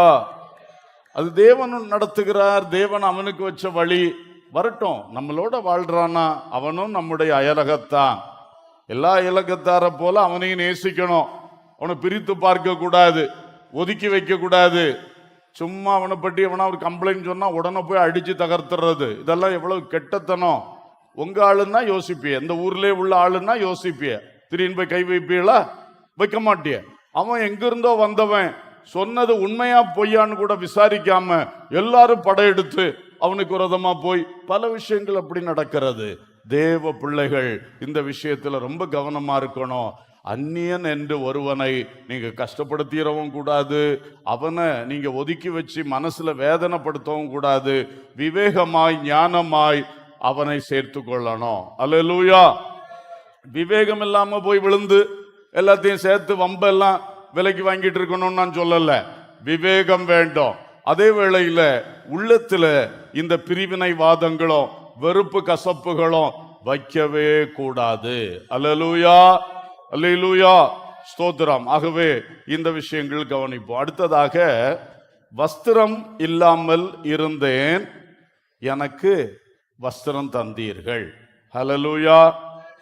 நம்முடைய பிதாவான தேவன் இயேசு கிறிஸ்துவே நமக்கு தந்தவர். அவரோடு கூட அருளின மற்றெல்லாவற்றிலும் ஒரு விஷயம், வஸ்திரம் உடுத்துவிக்கிற தேவன் அவர். ஆமென். அல்லேலூயா. ஆதாம் ஏவாளுக்கு வஸ்திரம் உடுத்துவித்தார். அவங்க நிர்வாணி என்று அறிந்தவுடனே அத்தி இலைகளை தைத்து மேக்கப் பண்ண பார்த்தாக முடியல. கர்த்தரே வந்து முதலில் மனிதனுக்கு வஸ்திரம் தைத்து உடுத்துவித்தவர் நம்முடைய தேவனாகிய கர்த்தர். அல்லேலூயா, அல்லேலூயா. அவர் வஸ்திரம் உடுத்துவித்த தேவன் ஆண்டவர் இயேசு கிறிஸ்து அந்த கதரேனிய நாட்டுக்கு போய் அந்த லேகியோன் பிசாசு பிடித்தவன் வஸ்திரமே இல்லாம கிடக்கான் பிசாசுனால. அவனை ஆண்டவர் சுகமாக்கின உடனே அவன் வஸ்திரம் தரித்து உட்கார்ந்திருந்ததை அந்த தேசமே கண்டு ஆச்சரியப்பட்டார்கள். அல்லேலூயா. இயேசு கிறிஸ்து வஸ்திரம் தரிப்பிக்கிற கர்த்தர். அப்போ கர்த்தருடைய ஊழியத்திலே பழைய ஏற்பாட்டிலும் சரி புதிய ஏற்பாட்டிலும் சரி இந்த அனுபவங்கள் இருக்கிறதை நாம் பார்க்கிறோம். எழுத்தின்படி வஸ்திரம் தரிப்பிக்கணும். ஸ்தோத்திரம். எழுத்தின்படி வஸ்திரம் தரிப்பிக்கணும். அல்லேலூயா. இப்போ இந்த விஷயம் கூட நம்ம செயல்படுத்த வேண்டும். அதாவது கிறிஸ்து பிறப்பு நாட்கள், அந்த நாட்கள் வரும் பொழுது நாம சபையாக ஏழைகளுக்கு வஸ்திரம் எடுத்து கொடுக்கிற ஒரு திட்டத்தை பல வருஷமா செயல்படுத்திட்டு வரோம். அநேகர் உற்சாகமா அப்ப கொடுப்பீங்க. நம்முடைய சேரிட்டி டீம் வந்து அதை ரெடி பண்ணி ஏழைகளுக்கு வீடு வீடா கொண்டு கொடுத்துட்டு வருவாங்க. அது நல்ல ஒரு காரியமா இருக்குது. சரி, வருஷத்துக்கு அவங்களுக்கு நம்ம கூட ஆராதிக்கிறவங்க தான் ஏழைகளா இருக்கிறாங்க. அவங்களுக்கு வருஷத்துக்கு ஒரு வஸ்திரத்தை நாம் எல்லாரும் சேர்ந்து பங்களித்து வாங்கி கொடுக்கிறோம். இந்த வசனத்தையும் நாம் நிறைவேற்றுகிறது நமக்கு சந்தோஷம், கர்த்தருக்கும் சந்தோஷம். ஹல்லேலூயா. அனுபவிக்கிற பெனிஃபிஷியரிஸுக்கும் அது சந்தோஷம். ஆகவே இதை நாம் தொடர்ந்து செய்ய வேண்டும். அது மட்டுமல்ல, வருஷத்துக்கு ஒன்றுன்னு இல்லை, நாம காண்கிற ஏழைகள். ஒருவர் ஒரு கிழிந்த வஸ்திரத்தை உடுத்திட்டு போறாரு, பரிதாபமா இருக்க அந்த வஸ்திரத்தை பார்த்தா, அப்போ நம்ம யார்கிட்ட கேட்கணும்? வலது கை செய்வது இடது கைக்கு தெரியாத அளவில் ஒன்றை வாங்கி கொடுத்துடலாமே, தப்பு இல்லையே. நம்ம சபைக்குள்ளேயே சிலர் அப்படி பார்க்கலாம். இதே ட்ரெஸ்ஸில் தானே வர்றாங்க, சண்டே ஸ்கூலில் பார்க்கலாம், இந்த பிள்ளை எப்போவுமே இதே ட்ரெஸ்ஸில் தானே வருது, கொஞ்சம் யார்கிட்டையும் அதை விளம்பரப்படுத்த வேண்டியதில்லை, வெளிப்படுத்த வேண்டியதில்லை. நம்மளுக்கு ஒரு வாய்ப்பு இருந்தால் அதை வாங்கி பிற தெரியாமல் கொடுத்துடலாம். ஸ்தோத்திரம். இல்லைன்னா நம்ம முதல்ல சொன்ன மாதிரி சண்டே ஸ்கூல் செக்ரட்டரி மூலமோ ஊழியக்காரங்க மூலமோ எப்படியாச்சும் செய்யலாம். கண்டிப்பாக இதெல்லாம் நமக்கு ரொம்ப முக்கிய தேவை. அதே மாதிரி இந்த ரோட்டோரத்தில் தூங்குகிற ஆட்கள் எப்பவுமே இருக்காங்க. ஹோம்லெஸ் பீப்புள், அவங்களுக்கு ஷெல்டர் இல்லை. அமெரிக்க தேசத்தில் அந்த மாதிரி ஆளுகளுக்கு ஒரு ஷெல்டர் ஹோம் எல்லா பட்டணத்திலையும் பல இடங்களில் வச்சுருக்காங்களாம். அவங்க அதுக்கு 5 அப்பங்களும் 2 மீன்களும்னு பெயர் போட்டிருக்காங்களாம். அதில் அவங்களுக்கு ஃப்ரீயாக உணவும் இருக்கும், அவங்களுடைய அந்த ரொட்டி இதெல்லாம் வச்சுருப்பாங்க, தங்கிக்கலாம், போய் படுத்துக்கலாம். அந்த மாதிரி ஒன்று வச்சுருக்காங்க. அப்போது எல்லா தேசத்துலேயும் அப்படி இல்லை, ஷெல்டர் ஹோம்ஸ் இல்லை. அப்போ நம்ம ஊரில் எல்லாம் அந்த பிளாட்ஃபார்மில் பலரும் இன்னைக்கும் படுத்திருக்காங்க. நான் ஒருத்தர் குறித்து கேள்விப்பட்டேன், முன்னாடி சபையிலையும் சொல்லியிருக்கிறேன். ஒருத்தங்க 2 ஃப்ரெண்ட்ஸாக சேர்ந்துட்டு கொஞ்சம் பெட்ஷீட்டுகள் வாங்கி பைக்கில் நடுவில் வச்சுட்டு அப்படியே போய் அந்த ராத்திரி எல்லாம் நல்லா தூங்குற வேளையில் ஒரு 2 மணி 3 மணி வாக்கில் அப்படியே பைக்கில் போயிட்டு அப்படியே அது பின்னால் இருக்கிறவர் என்ன செய்வார், அப்படி படுத்து கிடக்கிற ஆள்கிட்ட ஒரு பெட்ஷீட் எடுத்துகிட்டு போய் அவரை மூடி விட்டுட்டு வந்துடுவோம். இப்படி நிறைய பேருக்கு அந்த பெட்ஷீட்டை அவங்க போர்த்திட்டு வருவாங்களாம். இதை நான் கேள்விப்பட்ட பொழுது எனக்கு ரொம்ப ஆச்சரியமா இருந்து, 2 பேர் இணைந்து கொண்டாங்க, கொஞ்சம் பெட்ஷீட்டை வாங்கி அந்த மாதிரி கொண்டு போர்த்தி விட்டுட்டு வந்துட்டாங்க. யார் போர்த்தினான்னே அவங்களுக்கு பலருக்கு நல்ல ஆழ்ந்த நித்திரையில் இருக்கக்கூடிய நேரம். உண்மையில் இன்னைக்கும் அந்த குளிர் காலத்தில் பனியில குளிர்ல நடுங்கிக்கிட்டெல்லாம் மக்கள் இருக்கிறார்கள். ஸ்தோத்திரம். அவர்களை உடுத்துவிக்க வேண்டியது நம்முடைய பொறுப்பு தானே. நாமும் வாய்ப்பு வரும்போது செய்யலாமே. மழையில கூட பரிதாபம், ஒரு கூரை இல்லாம என்ன கஷ்டப்படுகிறார்கள். இப்பெல்லாம் இந்த பிளாஸ்டிக் ஷீட்ஸ்ல சில இதெல்லாம் இருக்கு, ஒன்று வாங்கி கொடுக்கணும்னு நினைச்சா வாங்கி கொடுக்கலாம், ஏதோ சில காரியங்கள். அது மாதிரி நம்முடைய சேரிட்டி ஹோம்ஸுக்கும் இருக்கிற பிள்ளைகளுக்கு பலர் அப்படி செய்கிறது உண்டு. ஏதாவது ஒரு டைம் தங்களுடைய வீட்டில் ஒரு கல்யாணம் வரும்போது, ஒரு பர்த்டே ஃபங்க்ஷன் வரும் பொழுது சிலர் அப்படி கேட்டு செய்கிறாங்க. எல்லா பிள்ளைகளுக்கும் நாங்கள் ட்ரெஸ் எடுத்து தருவோம், அளவு சொல்லுங்க, அப்படி செய்து கொடுக்குறாங்க. சிலர் காசை கொடுத்து ட்ரெஸ் வாங்குங்கன்னு சொல்றாங்க. இது மாதிரி நிறைய காரியங்கள் நமக்கு வாய்ப்புகள் திரளாக இருக்கின்றது. சிலர் நம்முடைய பைபிள் ஸ்கூல் ஸ்டூடெண்ட்ஸுக்கு சில சமயம் அப்படி செய்கிறதும் உண்டு. எல்லாம் வரவேற்கப்படுகிறது. உங்களுடைய ஏவுதலின்படி வாய்ப்புகள் கிடைக்கும் பொழுது வஸ்திரம் இல்லாதவர்களுக்கு, வஸ்திரம் குறைப்பட்டவர்களுக்கு நாம் வஸ்திரம் கொடுப்பது எப்பொழுதுமே ஆசீர்வாதம். ஹல்லேலூயா. அது கிறிஸ்துவுக்கு வஸ்திரம் கொடுக்கிறது மாதிரி. ஆமென். சரி, ஆண்டவர் ஆவிக்குரிய விஷயத்திலும் நமக்கு வஸ்திரம் தரிப்பிக்கிறார். உங்களுக்கு தெரியும், நான் சமீபத்தில் தான் ஒரு செய்தி அப்படி கொடுத்தேன். ரட்சிப்பின் வஸ்திரம், பரிசுத்த வஸ்திரம், நீதியின் சால்வை, துதியின் உடை, மெல்லிய வஸ்திரமாகிய பரிசுத்தவான்களுடைய நீதியின் படிச்சோமே. அப்படி நம்முடைய சரீரத்தை மட்டும் உடுத்து வைக்கிற தேவன் அல்ல, அவர் நம்முடைய ஆத்துமாவையும் உடுத்துவித்து, அந்த ஆத்துமாவும் நிர்வாணமா இல்லாமல் மகிமையினால் மூடப்பட்டு கர்த்தர் சமூகத்தில் போய் நிக்கிற அளவுக்கு நம்மை தயார்படுத்துகிற கர்த்தர். ஒரு அல்லேலூயா சொல்லுவோம். அல்லேலூயா. ஸ்தோத்திரம். எசேக்கியேல்ல சொல்லி இருக்கிறது, 16ஆம் அதிகாரத்துல எருசலேம் குழந்தையா கடந்த பொழுது துணி சுத்துறதுக்கு, அந்த குழந்தைக்கு சுத்துற துணி கூட உனக்கு சுத்தப்படல, நான் உன் அருகே கடந்து வந்தேன், பிழைத்திரு என்று சொன்னேன். அல்லேலூயா. அப்புறம் திரும்ப சொல்றார், எருசலேமே நீ வளர்ந்து வாலிபத்துல ஒரு கன்னிகையா மாறிட்ட, ஆனாலும் நீ பாவம் செய்து மோசம் பண்ணி நிர்வாணமா கிடந்தாய், அப்பொழுதும் நான் உன் அருகே கடந்து வந்த பொழுது உனக்கு வஸ்திரம் உடுப்பித்தேன். ஹல்லேலூயா, ஸ்தோத்திரம். இப்படி கர்த்தர் பாவத்தில் விழுந்து போன ஆத்துமாக்களை, பாவத்தினால தேவ மகிமை இழந்து கிடக்கக்கூடிய ஆத்துமாக்களுக்கும் இன்னைக்கு நம்ம அருகே கடந்து வந்து நம்மை உடுத்துவிக்கிற கர்த்தராக இருக்கின்றார். அல்லேலூயா, ஸ்தோத்திரம். ஆகவே கர்த்தர் இன்றைக்கும் உடுத்துவித்துக் கொண்டே இருக்கிறார். அந்த லவோதிக்கேயா சபையை பற்றி சொல்லுவாரு, நீ பெரிய பரிசுத்தமா இருக்கேன்னு நினைக்கிற, ஆனா நிர்வாணமா இருக்கிற, நீ என்னிடத்தில் கேட்டு வஸ்திரத்தை என்ன செய்து கொள், வாங்கிக்கொள். ஒரு சபையையே உடுத்துவிக்கிற நம்முடைய கர்த்தர். ஒரு அல்லேலூயா சொல்லுவோம். எருசலேம் என்கிற ஒரு பட்டணத்தை உடுத்துவிக்கிறவர், ஒரு தேசத்தை, இஸ்ரவேல் தேசத்தை உடுத்துவிக்கிறவர். லவோதிக்கேயா சபையையே உடுத்துவிக்கிறவர். இன்னைக்கு அப்போ சபைக்கு வஸ்திரம் தேவை, தேசத்துக்கு பட்டணத்துக்கு வஸ்திரம் தேவை. இன்னைக்கு பிசாசு நிறைய பேர அந்த தெக்கப்போலி நாட்டுக்காரனை போல நிர்வாணமாக்கி விட்டு விட்டான். ஒரு அவலட்சணமா இன்னைக்கு தேசங்கள் நடக்குது. ஓரின சேர்க்கை தெருவில் விளம்பரப்படுத்தி தெரிகிறான். எவ்வளவு அருவருப்பு, எவ்வளவு தூரம் நிர்வாணியாய் மக்களை மாற்றி விட்டுருக்கான் பாருங்க. நிர்வாண ஊர்வலம் போகிறார்கள், நம்முடைய தேசத்திலும் நடக்கிறது. அப்போ நம்முடைய தேவன் இன்றைக்கு நம்முடைய தேசத்தை கூட உடுத்து வைக்க வேண்டியது அவசியமா இருக்குது. ஆமென். புரியுதா உங்களுக்கு? ஹல்லேலூயா. நம்முடைய தேசத்துக்கு கர்த்தர் வஸ்திரம் தரிப்பிக்க வேண்டியது அவசியம். பெரிய பெரிய வளர்ந்த மேலை நாடுகளுக்கு வஸ்திரம் தரிப்பிக்க வேண்டியது அவசியம். சில சபைகளும் இன்னைக்கு பரிதாபமா இருக்குது. யாரை ஏற்றுக்கொள்ளணும், யாரை கொண்டு சபையில முன்ன நிறுத்தணும்னு கூட கிடையாது. இந்த மாதிரிப்பட்ட ஹோமோசெக்சுவல்ஸை பாஸ்டர் ஆக்கி வைக்கக்கூடிய நிலைமைக்கு போயிட்டு இருக்குன்னா அந்த சபைக்கு வஸ்திரம் வேணுமா வேண்டாமா? இதுக்கெல்லாம் நம்ம என்ன செய்ய முடியும்? கர்த்தர் தான் உடுத்து வைக்க முடியும். பாரத்தோடு ஜெபம் பண்ண கடமைப்பட்டு இருக்கிறோம். அல்லேலூயா. இதை என்னமோ நினைச்சு விட்டா இந்த பாவம் வளர்ந்து பெருகி நம்ம வீட்டு நடையில வந்து நாளைக்கு தட்டிட்டு நிற்கும். இன்னைக்கு உலகத்தில் அது பரம்பும் பொழுது தேவனே என்று திறப்பில் நின்று இதை அடைக்க கூடுமானால் அது படர்வது நிற்கும். அல்லேலூயா, அல்லேலூயா. இதை குறித்து தேவ ஜனங்களுக்கு ஒரு பாரம் வேண்டும்.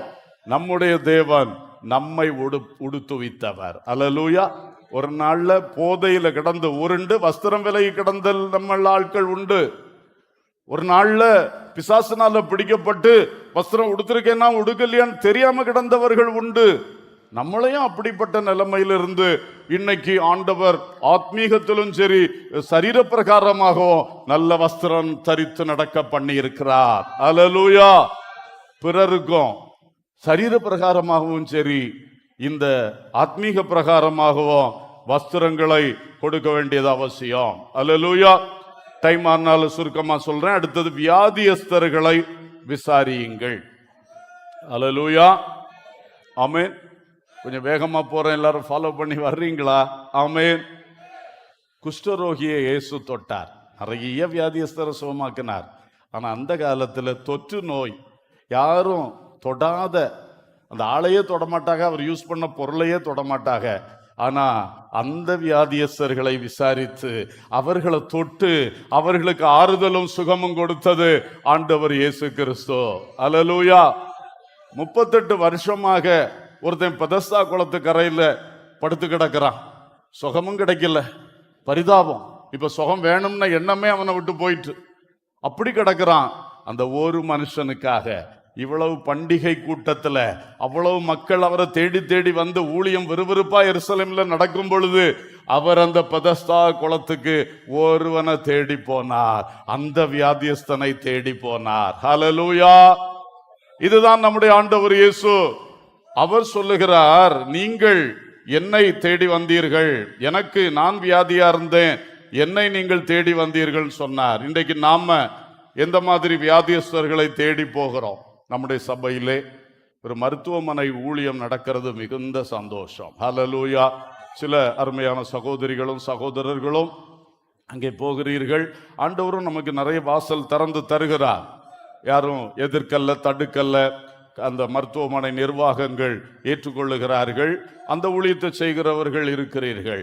ரொம்ப சந்தோஷம். இதில் சொல்லப்பட்டதில் பல காரியங்கள் நம்முடைய சபை சார்பாக நடக்கிறது. நான் கர்த்தருக்குள் சந்தோஷப்படுறேன்.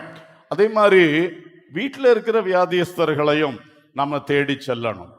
முடியாமல் இருக்கிறாங்க, நம்ம விசுவாசிகள் சோமில்லாமல் இருக்கும் பொழுது ஊழியக்காரங்க போறது மட்டும் வழக்கமா இருக்கு சில இடத்துல. ஏன் விசுவாசிகள் போகக்கூடாது? ஏன் பக்கத்தில் இருக்கிறவங்க போய் எட்டி பார்த்து ஒரு விசாரித்து ஒரு சின்ன ஜெபம் பண்ணக்கூடாது? நம்ம சபையில் அதுக்கெல்லாம் நம்ம இடம் தருகிறோம் இல்லையா? ஜெபம் பண்ணக்கூடாதுன்னு சொல்றோமா? ஒருவருக்காக ஒருவர் ஜெபம் பண்ணுங்க, ஒருவரை விசாரிங்க.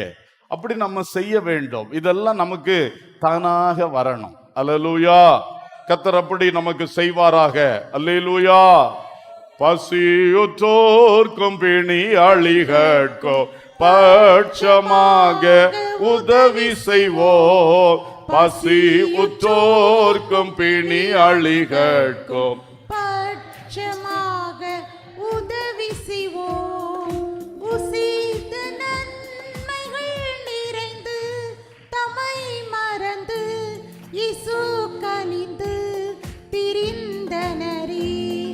உசித நன்மைகள் நிறைந்து தமை மறந்து இயேசு கனிந்து திரிந்தனரே. தாசரி இத்தரணி அன்பார் இயேசுவுக்கு சொந்தமாக்குவோம். தாசரி இத்தரணியை அன்பார் இயேசுவுக்கு சொந்தமாக்குவோம். பலமாக ஒரு அல்லேலூயா சொல்லுவோம். அல்லேலூயா. அடுத்ததாக ஆண்டவர் சொன்னார், காவலில் இருந்தேன், விசாரிக்க வந்தீர்கள். நம்முடைய கர்த்தர் காவலில், சிறையிருப்பில் இருக்கிறவர்களை விசாரிக்கிறவர். அப்போஸ்தலர்கள் பொதுவான சிறையில் அடைக்கப்பட்ட பொழுது தேவதூதனை அனுப்பி விசாரித்து விடுவித்தார். ஹல்லேலூயா. பேதுரு அப்போஸ்தலன் ஏரோதுவினுடைய சிறைச்சாலையில் அடைக்கப்பட்டு பயங்கரமான காவலுக்குள் வைக்கப்பட்டிருந்த பொழுது கர்த்தர் தமது சார்பாக ஒரு தூதனை அனுப்பி அவனை விசாரித்தது மட்டுமல்ல, அவனை எழுப்பி வெளியே கொண்டு வந்தார். ஆமென். யோவான் அப்போஸ்தலன் பத்மு என்கிற தீவிலே சிறைபிடிக்கப்பட்டு நாடு கடத்தப்பட்டு அங்கே வைக்கப்பட்டிருந்த பொழுது இயேசு தாமே அந்த கர்த்தருடைய நாளிலே அவனை நேரில் சந்தித்தார். அல்லேலூயா. எப்படிப்பட்ட கர்த்தர்! கட்டப்பட்டவர்களை, காவலில் இருக்கிறவர்களை, சிறையிருப்பில் இருக்கிறவர்களை தேடி வருகிற கர்த்தர் நம்முடைய கர்த்தர். அல்லேலூயா. ஸ்தோத்திரம். அதே போல பிசாசினால் கட்டப்பட்டிருந்த அநேகருக்கு விடுதலை கொடுத்தார். அதை கதரேனன் அந்த ஒரு மனுஷனை அவனுடைய சிறையிருப்பாகிய பிசாசின் கட்டிலிருந்து விடுவிக்க கடல் கடந்து பயணம் செய்து போனார். அல்லேலூயா. அந்த கானானிய சிரோபெனிக்கிய ஸ்திரீனுடைய மகளுக்கு அவர் விடுதலை கொடுத்தார். யாரென்று பாராதபடி கட்டப்பட்டிருந்த அநேகருக்கு இயேசு அவர்களை விசாரித்து விடுதலை கொடுத்தார். ஊமையும் செவிடுமான ஆவியை துரத்தினார். தண்ணியிலும் தீயிலும் தள்ளுகிற ஆவியை துரத்தினார். எத்தனையோ அசுத்த ஆவிகளை கர்த்தர் துரத்தினார். ஹல்லேலூயா. அநேக அந்த மற்ற சிறையிருப்புகள், அரசாங்கத்தினுடைய சிறையிருப்புகள், இந்த பிசாசினுடைய சிறையிருப்புகள் எல்லாவற்றிலிருந்தும் விடுதலையாக்கினார். மகதலேனா மரியாள் இயேசுவை மிகவும் நேசித்தவள். அவளுக்குள்ள 7 பிசாசுகள் இருந்தன. 7 பிசாசுகளையும் துரத்தி அவளை அந்த சிறையிருப்பிலிருந்து இயேசு கிறிஸ்து விடுதலை செய்தார். அவரை உத்தமமாக அவள் பின்பற்றி உயிர்த்தெழுந்த கர்த்தரை முதலாவது தரிசிக்கிற பாக்கியத்தையும் அந்த மகள் பெற்றாள். ஹல்லேலூயா. இப்படி பிசாசின் கட்டா, மற்றுள்ள பல கட்டுகளா, கடன் கட்டுகளா, எத்தனையோ கட்டுகள் இருக்கிறது. எல்லா கட்டுகள்ல இருந்தவங்களையும் நீ தப்பு செஞ்சா நீ மாட்டிக்கிட்டான்னு ஒதுக்கி விடுகிற தேவன் அல்ல. மனுஷன்லாம் ஒதுங்கி போயிருவான். இவன் கட்டப்பட்டு கிடக்கிறான், இவன்கிட்ட போனா நமக்கு தொந்தரவுன்னு சொல்லி ஒதுங்கி போயிடுவான். ஆனால் இயேசு நம்மை தேடி வருகிறவர், விசாரிக்கிறவர். ஹல்லேலூயா. நாமும் அப்படி செய்யணும். ஒரு மனுஷன் தப்பு செய்தா தப்ப ஆதரிக்க கூடாது. ஆனா அவன் தப்பு நிமித்தம் அனுபவிக்கிற வேதனையில அவனுக்கு ஒரு ஆகாரம் கொடுக்கறது தப்பா? இல்ல அவனுக்கு போய் ஆண்டவரை பற்றி சொல்லி, எப்பா நீ அப்படி விழுந்து போகாத, உன்னை திரும்பவும் ஆண்டவர் எழுப்புவாரு, கர்த்தர் உன்னை நேசிக்கிறார் சொல்றது தப்பா? இன்னைக்கு அநேகர் உடனே தங்களை பெரிய பரிசேயன் மாதிரி ஆக்கிக்கிட்டு அந்த மாதிரி செய்யக்கூடாது. நம்ம இயேசுவின் சீஷர்கள். அல்லேலூயா. தவறுக்கு ஒத்துப்போ நிக்க கூடாது. தவறுக்கு நம்ம சைடு பண்ணி நிக்கவே கூடாது. அது கர்த்தருக்கு பிரியமே அல்ல. அல்லேலூயா. ஆனா தவறு செய்து இன்னைக்கு கஷ்டத்துக்குள்ள இருக்கிறாங்க. சரி, ஜெயில தான் பிடிச்சு போட்டிருக்கு, ஊரறிந்த குற்றவாளி, ஜெயில போய் தேடி போனா தப்பா? ஜெயில் மினிஸ்ட்ரி நாமளும் ரொம்ப முயற்சிக்கிறோம், இது வரைக்கும் அந்த வாய்ப்பு நமக்கு கிடைக்கல. ஆனா சிலர் நல்லா பண்றாங்க ஜெயில் மினிஸ்ட்ரி. சில ஜெயில் வார்டன்ஸ் அதுக்கு இடம் கொடுக்கறாங்க. சரி, அவன் இவங்க சொல்ற வார்த்தையிலையாவது திருந்தட்டும்னு சொல்லிக்கிட்டு இடம் கொடுக்கறாங்க. அப்படி நிறைய பேர் திருந்தி இருக்கிறார்கள். அப்போ அரசாங்கத்தினுடைய அந்த சட்டங்கள், நீதிமன்றத்தினுடைய தீர்ப்புகள், சிறை தண்டனை ஒரு மனுஷனை திருத்திர முடியாது. ஆனா அவனுக்குள்ள இந்த இயேசு கிறிஸ்துவின் ஊழியம் போகும் பொழுது அவன் அப்படியே திருந்தி விடுவான். அல்லேலூயா. இது தேவை, இது தேவை. அதனாலதான் ஆண்டவர் சொன்னாரு, காவலில் இருக்கிறவர்களை நீங்க தேடி போனீங்கன்னா அது என்னை விசாரிக்கிறதுக்கு சமம்னு சொன்னார். அல்லேலூயா. ஆகவே பல காரியங்களை நாம் பார்த்தோம். கடைசியா வந்து சொல்லி முடிக்கிறேன். அவரோடு கூட மற்றெல்லாவற்றையும் தந்தவர் அவரை தந்தார். ஆமென். யோவான் 3:16 சொல்லுகிறது, அவரை தந்தருளி இவ்வளவாய் உலகத்தில் அன்பு கூர்ந்தார். எல்லாம் தந்தார், அவரையே தந்தார். பிதா குமாரனை தந்தருளி அப்படியே நமக்கு அருளி செஞ்சிட்டாரு, தந்துட்டாரு. சிலுவை வரைக்கும் தந்துட்டாரு, மரணம் வரைக்கும் தந்துட்டாரு. தந்து இவ்வளவாய் உலகத்தில் அன்பு கூர்ந்தார். ஹல்லேலூயா. அதே 1 யோவான் 3:16 அவர் இயேசு தம்முடைய ஜீவனை நமக்காக கொடுத்ததினாலே அன்பு இன்னதென்று அறிந்திருக்கிறோம். அல்லேலூயா. யோவான் 3:16 பரலோகத்தின் பிதாவுடைய கொடை ஈகை குமாரனையே தந்தருளினார். 1 யோவான் 3:16 ரொம்ப அழகா வருது அந்த இது ரெஃபரன்ஸ். 1 யோவான் 3:16 இயேசு கிறிஸ்து தன் ஜீவனையே நமக்கு ஈகையாக ஈந்தளித்தார். அல்லேலூயா. அப்போ ஆண்டவர் தம்மையே தந்தவர், தம்மையே தந்தவர், தம் குமாரனை தந்தவர், இயேசு தம் ஜீவனை தந்தவர். அந்த வசனத்துடைய கடைசி பாகம், நாமும் சகோதரருக்காக ஜீவனை கொடுக்க கடனாளிகளாய் இருக்கிறோம். ஒரு அல்லேலூயா சொல்லுவோம். அவர் செஞ்சுட்டு இப்ப நம்மகிட்டையும் சொல்றாரு, பிதா என்னை உங்களுக்கு தந்தார், பிதாவின் ஈகை. நான் என் ஜீவனையே உங்களுக்கு தந்திருக்கேன், என்னுடைய ஈகை. இப்ப இதை பெற்ற நீங்கள் உங்கள் சகோதரருக்காக நீங்கள் ஜீவனையும் கொடுக்க கடனாளி இருக்கிறீர்கள். ஒரு அல்லேலூயா சொல்லுவோம். ஜீரணிக்க ரொம்ப கஷ்டமான வார்த்தை தான் இல்ல? ஆனா இது தவிர்க்க கூடாது. இயேசு எல்லாருக்கும் பாவ நிவாரண பலியா மரிச்சாச்சு. இனி அப்படி நம்ம யாரும் மரிக்க வேண்டிய அவசியம் இல்லை, யாருக்காகவும் நம்ம மரிக்க வேண்டிய அவசியம் இல்லை.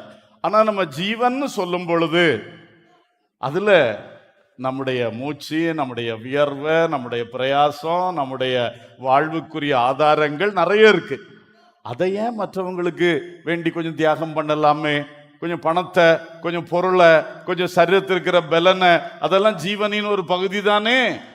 அதை சகோதரருக்கு கொடுக்கலாமே. அல்லேலூயா, அல்லேலூயா. எனவே நாம் ஆண்டவர் இயேசுவை பிதா தந்தது ஒரு பெரிய ஈகை.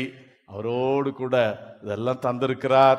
நாமும் அதை நல்லா அனுபவிச்சு மற்றவங்களுக்கும் சரீர பிரகாரமாகவும் ஆவிக்குரிய பிரகாரமாகவும் கொடுப்போமாக. கண்களை மூடி கர்த்தரை நாம் இப்பொழுது நோக்கி பார்ப்போம், நோக்கி பார்ப்போம். ஸ்தோத்திரம். நம்ம ஆட்கள் பேக்ஸ் எல்லாம் இப்போ கையே வைக்க மாட்டா, பழகிட்டா. அதனால எல்லாரும் இப்போ டைரக்டா ஜோம் பண்ணுவோம். ஹல்லேலூயா. ஜோம் பண்ணும், எல்லாம் ஜோம் பண்ணும். கர்த்தரை நோக்கி பாருங்கள். ஹல்லேலூயா. பிதா இயேசுவையே நமக்கு தந்தார், அவரோடு கூட மற்ற எல்லாவற்றையும் அருளி செய்திருக்கிறார். அந்த இயேசு தம் ஜீவனையே நமக்காய் தந்தார். அதோடு கூட எல்லாவற்றையும் நமக்கு அருளி செய்திருக்கிறார். ஹல்லேலூயா. எனக்காய் ஜீவன் விட்டவரே, என்னோடிருக்க எழுந்தவரே, எனக்காய் ஜீவன் விட்டவரே, என்னோடிருக்க எழுந்தவரே, என்னை என்றோ வழி நடத்துவாரே, என்னை சந்திக்க வந்திடுவாரே. ஆமென். என்னை என்றோ வழி நடத்துவாரே. இயேசுவின் ஈகையை, பிதாவின் ஈகையை நினைத்து அது எனக்குள் உருவெடுக்கணும், எனக்குள்ள இருந்தும் அது வெளிப்படணும் என்கிறதையும் நினைத்து ஆண்டவர் நோக்கி பார்ப்போம். கர்த்தரதை இப்பொழுது நமக்குள் செய்வாராக. போதுமே இயேசு போதுமே, போதுமே இயேசு போதுமே. இந்த தேவனின் அருட்கொடையான இயேசு எனக்கு போதும். ஹல்லேலூயா. இயேசு தந்ததே, இயேசு கிடைத்ததே பாக்கியம். அதோடு கூட மற்றெல்லாம் சேர்ந்து கிடைத்திருக்கிறது, கிடைத்துக் கொண்டே இருக்கிறது. ஹல்லேலூயா. நான் பாக்கியசாலி. இயேசுவை கண்டடைந்தது பாக்கியம். இயேசு மூலம் பிதாவை தெரிந்து கொண்டது பாக்கியம். glory glory glory. ஹல்லேலூயா. எனக்காய் ஜீவன் விட்டவரே. இந்த சரணத்தை பாடி அப்படியே ஆவிக்குள்ளாகி தெய்வ மக்கள் கர்த்தருடைய அன்பை ருசிப்போம். அப்படியே ஈகை குணத்தை நாமும் அனுபவிக்க இன்னும் பெற்றுக்கொள்ளுவோம். நம்மில் இருந்த அந்த ஈகை குணம் நதிகளாய் புறப்படத்தக்கதாய் இன்னைக்கு ஒரு கிரியை உண்டாகட்டும் என்று பரிசுத்தாவிக்கு இடம் கொடுப்போம். ஆமென். வந்திடுவாரே, என்னை என்றோ வழி நடத்துவாரே, என்னை சந்திக்க வந்திடுவாரே. இயேசு போதுமே, போதுமே இயேசு போதுமே, போதுமே எந்த நாளிலுமே, என் நிலையிலுமே, எந்த வாழ்வினிலே. இயேசு போதுமே, இயேசு போதுமே, போதுமே இயேசு போதுமே, போதுமே எந்த நாளிலுமே, என் நிலையிலுமே, எந்த வாழ்வினிலே. இயேசு போதுமே, இயேசு போதுமே. கைகளை தட்டி, கைகளை தட்டி ஆமென். வாயை திறந்து அப்பா பிதாவே, உங்க ஈகைக்காக கோடி நன்றி சொல்லுகிறப்பா. இயேசுவே, உங்க ஈகைக்காக கோடி நன்றி சொல்லுகிறப்பா. அந்த இயேசுவை தந்தவர், இயேசுவோடு எல்லாவற்றையும் தந்தவர். இயேசு மூலம் அந்த ஈகை குணமும் எனக்குள்ளே தந்துவிடும், தந்துவிடும், தந்துவிடும். ஹல்லேலூயா, ஹல்லேலூயா, ஹல்லேலூயா, ஹல்லேலூயா. ஆமென். பிறரை போஷிக்கிற பாக்கியம், பிறருக்கு உடுத்துவிக்கிற பாக்கியம், ஆமென். பிறரை விசாரிக்கிற பாக்கியம். ஹல்லேலூயா. எங்களுக்கும் தாரும், தாரும், தாரும். ஹல்லேலூயா, ஹல்லேலூயா. பிறருக்கு உதவி செய்கிற பாக்கியம் எங்களுக்கும் தந்தருளும், தந்தருளும், தந்தருளும். தாகம் தீர்க்கும் பாக்கியம் தாரும். Glory, hallelujah, hallelujah, hallelujah. Amen, amen, amen. Praise the Lord, praise the Lord. கிறிஸ்துவின் அன்பினால் நிரப்பப்பட்டவர்கள் கிறிஸ்துவின் இந்த ஈகை குணத்தினாலும் நிரம்பி வாழும்படி, சாட்சியாக வாழ நம்முடைய நற்கிரியைகளாகிய வெளிச்சம் உலகத்துக்கு முன்பாக பிரகாசிக்க கர்த்தர் உதவி செய்வாராக. ஆமென். எங்கள் பிதாவே, நல்ல தகப்பனே, துதிக்கிறோம், வாழ்த்துகிறோம், போற்றுகிறோம். அப்பா, இன்றைக்கு உங்களுடைய ஈகையும் உங்க குமாரன் இயேசு கிறிஸ்துவுடைய ஈகையும், அந்த ஈகையை நாங்கள் எல்லாருக்கும் வெளிப்படுத்த வேண்டும் என்று நீங்க யாருக்கு ஈகை செய்றீங்களோ அதை எனக்கே செய்றீங்க என்கிற காரியத்தையும் எங்களுக்கு ஒரு தடவை கூட நினைப்பூட்டி வெளிப்படுத்தினதற்காக ஸ்தோத்திரம். எல்லா உள்ளங்களிலும் இது ஆழமாய் பதியட்டும். இது முளைத்தெழும்பி நல்ல கனிகள் உண்டாகட்டும். நாங்கள் நற்செய்தி அறிவிக்கிறவர்களாகவும் நற்சாட்சியாய் வாழ்கிறவர்களாகவும் மட்டுமல்ல, நற்கிரியைகளை செய்கிறவர்களாகவும் வாழும்படி எங்களுக்கு அனுகிரகம் செய்யும், ஆசீர்வதியும், பெரிய காரியங்களை செய்யும். உங்க நாமத்தை மகிமைப்படுத்துங்க. கர்த்தருடைய பந்தியை எங்களுக்கு மிகவும் ஆசீர்வதித்து தாரும். இயேசுவின் நாமத்தில் பிதாவே. ஆமென், ஆமென்.